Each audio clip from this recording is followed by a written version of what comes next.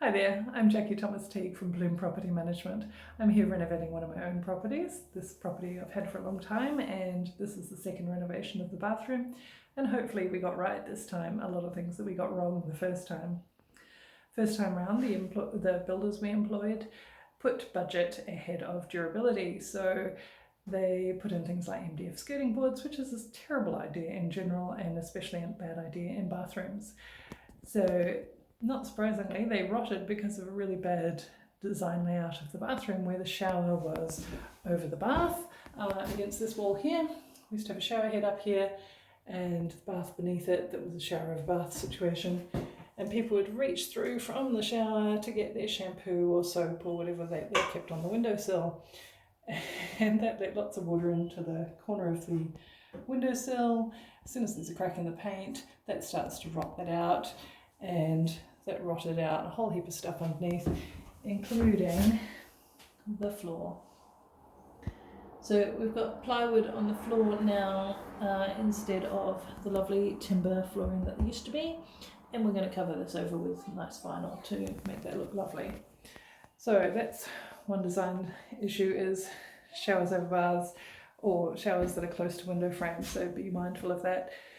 Things that could have been done to mitigate it 20 years ago would have been to put a sheet of a glass pane between the shower and the windowsill, so there was no ability for the water to contact that windowsill.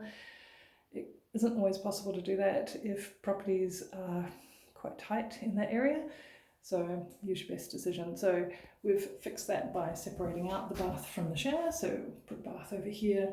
It has no shower over it now. Instead, we have a shower over here in the other corner, and we created space for that by taking out a linen closet behind us. So there was a linen closet into the hallway. We decided that more room in the bathroom was a better idea. So yeah, so there's now room for the shower. So the shower line has just gone on today, so hence it's still got the plastic on there. It's waiting for the plumber to come up and do the second fix. We've done environmentally friendly shower fittings in here, so the water pressure is going to be really good, but the flow rate of the water is going to be really low. So it has a high Wells rating, WELS, which means that it saves water, but also when saving water, you're saving the electricity to heat the water. So it's really good for tenants' budgets. So we don't pay water rates in this area, but it's still very important to save water in summer, especially when it's dry and the reservoirs get low. So by doing this, I think the shower flow rate is something like 7 litres a minute, whereas a low rated well shower is more than 15. So it's reduced it by about half, which is fantastic. So as that, I've got a curved shower door, which creates a bit more space than a corner shower, and makes it easier for tenants to get in, turn it on and off. It's not very far to reach to come in and turn it on. This will obviously come off and have a mixer there. So it's really convenient to use. The plumber and I had a discussion about exactly where this would go to make it easy, because if we had it right over in the corner over there, it would be a bit of a trip hazard and slip hazard for people to reach in from this, or they'd be in a position where they'd be trying to turn on the shower and get wet. So it's worth actually thinking through these little issues just to make sure that people are comfortable using the property. You don't want to have someone have an everyday frustration that when they go to shower, they get freezing cold water on their arm while they wait for it to heat up, or they're putting the shower on for their kids and their clothes get wet. So think about those things, because it's a small detail, but if you've got the opportunity to do it right in the first place, it's well worth doing it. So another thing that we've done is we've got a mirrored cabinet here. This is going to have 2 doors on the front that have mirrors on it, so this isn't the finished product. This one is able to be recessed into the walls. So this one has to have about a 90 mil, it can be recessed in 90 mils. So it does stick out a little bit, but that's okay. You can get ones that go completely flush. It all depends on the kind of hinges you get. So the benefit of recessing this into the wall, as much as it annoyed my builder, is that you don't have it sticking out into people's faces when they're trying to wash their face or brush their teeth in the sink that's to come here. So if you think about having that clearance for your forehead when you bend over to splash water in your face or rinse your mouth, whatever it is, it's going to be so much more pleasant to use. So just thinking through those issues. My builder was going, come on, it's only 90 mils, it's not going to make that much of a difference. And we actually lay them down on the floor on their backs, the sink and the mirror cabinet, and we marked on what it looks like, where he was saying, let's just stick it on the outside and be done with it. And where I was going, and this is what it looks like if it's recessed. And 90 mils, it's quite a lot. So it made a big difference to how comfortable it would be. So that's another thing. The tap on the sink will be a low flow tap, also has a high Wells rating. And it's because a lot of the time people are using tap sinks in their the basin tap in their bathroom, is that it's running to wash their hands or to brush their teeth or something like that. They rarely put the plug in. So they're not trying to fill a basin with water, they're more just giving a toothbrush a quick rinse or washing their hands under a flowing water.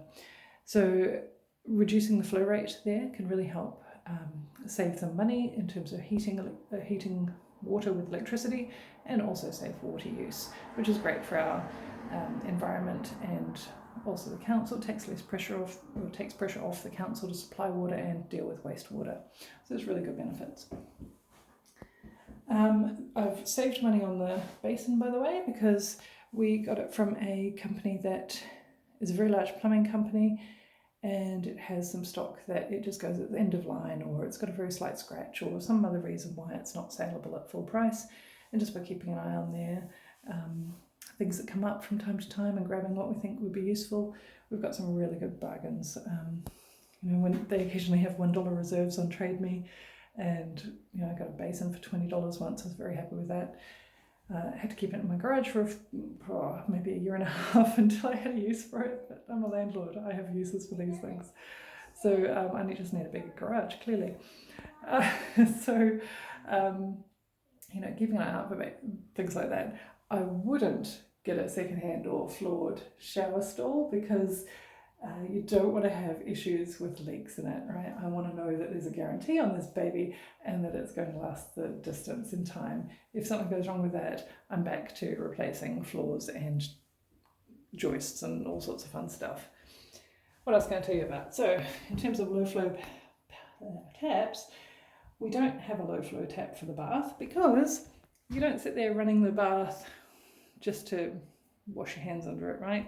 When you're filling a bath, you want the bath to fill, and you want it to fill before the water goes cold. So it's got a decent pressure on that. It's going to fill quite quickly. We've helped keep the heat in the bath by insulating the wall behind it. So this is all nice and toasty. Even though it's a 1960s build, it's fully insulated in the walls, excellent insulation in ceiling and underfloor. This home reaches the home fit level of achievement, so it is really cozy. So the bath, again, that's a brand new bath. I haven't scrimped on that. The taps I did get as part of the end of line stuff. The liner has gone on for above the bath and below, so make nice, clean, easy to look after finish. It has got a plastic liner on at the moment that we'll pull off once we've finished painting in here. It hasn't been sealed on the top edge yet, because we need to paint first and then do the sealing. And it comes all the way up to the window frame, because we want to make sure that if there's kids in the bath and they're splashing about, this is a pretty decent height for them to not splash beyond that. So we've saved ourselves a lot of painting, but also if the liner finished here instead of up here, there's that much more paint cutting in to do. It doesn't seem like much, and I know I feel like I'm being a little bit petty by going, woohoo, victory, I've cut out that much edging. But it's not just that, but it's also the edging under the window frame, so that's 2 times that, so it's about 2 meters of it. And when you're painting as many houses as we do as part of our investment, you rack up kilometers and kilometers of this stuff, and everything you can do to make the job a bit faster is really helpful in the long run. We intend to own these properties forever, so there could be 5 or 6 more paint jobs to do in this bit. It's a small victory, but it's a victory.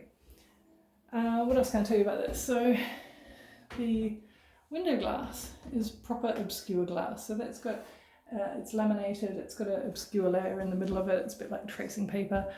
you can't see anything through it. So it's only with really bright lights on inside and standing quite close to it can any sort of detail be made out of what's behind it. So you might be able to identify that there's a cup with a toothbrush on the windowsill, but you wouldn't be able to see anything beyond that. Much better than the patterned glass where with a bright light on it you can see. This house faces the street, so actually having privacy in there is very important. So for tenants' convenience, in this corner here, beyond where the bath ends, we're going to have a wall cabinet as well. And again, that was sourced secondhand, sorry, not secondhand, but it's seconds from this bathroom place. And so it's about a fifth of what it normally cost. So that's a really good deal. We found one that fit the space. And we're going to mount it high enough so that tenants can put a laundry basket or a box of bath toys or whatever they like underneath it. So it creates a bit more floor space and also gives a bit more visual space as well. There's always a risk with bathrooms is that they quickly become quite cramped with all of the things you need in there, and people start hitting their elbows and stuff, which isn't just not a lovely place, not a nice way to live. You want to not have your bathroom hurt people. Right, so we're going to be painting this wall, and over here, well away from the bath, we're going to have a heated towel rail, and it's a ladder rail, nice big one, so that it should fit about 3 or 4 towels on there. This is the wire for it. The wire is concealed into the legs, so it makes it a nice clean looking finish on it. We don't have a loop of wire coming to it from somewhere. I've got a PowerPoint here. This has got an RCD on it. So if someone's using a hairdryer or something, they're not going to kill themselves by using it in here. The RCD will click out first. This switch will probably be switched over. It used to be for a heat light fan arrangement. It will definitely have a fan in here, and it will be independently switched from the light, but also on a timer so that that won't be ignored. So when people turn on the light, they'll have a couple of minutes to wash their hands or whatever before the fan kicks on. If they turn off the light again before then, all sweet, the fan's not going to come on. But if they're in here long enough to have a shower, the fan will come on and it'll stay on for a while after they've finished showering to make sure that there's room and the room is clear of any steam. On that note, you want to make sure the air can come into the room. So by cutting the door a little bit tall, we create some airflow into the bathroom, because otherwise you get a hermetically sealed bathroom that's really tight and that stays steamy no matter how long the air is, the fan's running until you open the door. So we want to avoid that by having enough airflow come in here. Ideally, bathroom window should be open a little bit while the fan's running. It seems counterproductive, but it works. Right, the floor's going to have lino down here to make it nice and easy to clean. The walls will be painted with a bathroom paint, which should be a bit more durable and capable of dealing with wet situations. The ceiling is hardy glaze, and that means it's going to be super wipeable. We never have to paint it.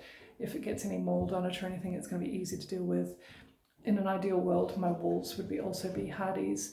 Unfortunately, because of supply shortages, we've had to go with Jib. So it's a compromise, but it's what we got.